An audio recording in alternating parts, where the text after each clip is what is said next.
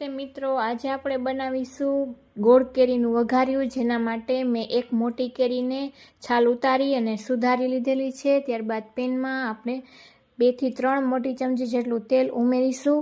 તો તેલ વધારે જ આપણે તેમાં ઉમેરીશું। ત્યારબાદ આપણે તેમાં 1 ચમચી જેટલી રાઈ, અને રાઈ આપણી તતડી જાય ત્યારબાદ તેમાં અડધી ચમચી જેટલી હિંગ ઉમેરી દેશું અને તેને પણ આ રીતે મિક્સ કરી દેશું તેલમાં। અને ત્યારબાદ આપણે જે કેરીને સુધારેલી હતી તેને ઉમેરવાની છે। તો થોડી હળદર ઉમેરી અને આ રીતે ચલાવી લેશું અને કેરીને ઉમેરી દેશું અને ત્યારબાદ આપણે તેને સાવ સ્લો ગેસની ફ્લેમ પર આ રીતે મિક્સ કરી લેશું।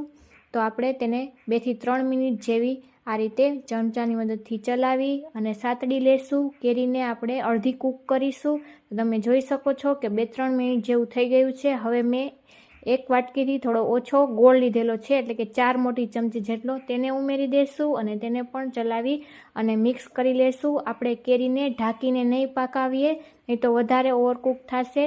તો આ રીતે તેને પણ ગોળને મિક્સ થઈ જાય અને આ રીતે બબલ્સ આવવા માંડે ત્યારબાદ તેમાં થોડું સ્વાદ મુજબ મીઠું, 1 ચમચી જેટલો ધાણા જીરું પાવડર, 1 ચમચીથી થોડો ઓછો આપણે ગરમ લાલ મરચું પાવડર, ગરમ મસાલો અને કાશ્મીરી લાલ મરચું પાવડર 1 ચમચી ઉમેરી અને તેને આપણે મિક્સ કરી લેશું।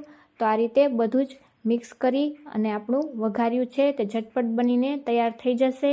તો ભાખરી સાથે, પરોઠા સાથે ખાવાની મજા આવે તેવું એકદમ સરસ વઘાર્યું બનીને તૈયાર છે।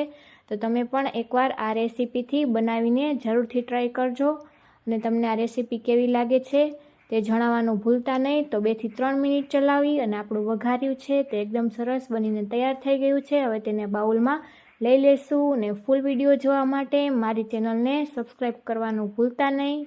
Thank you.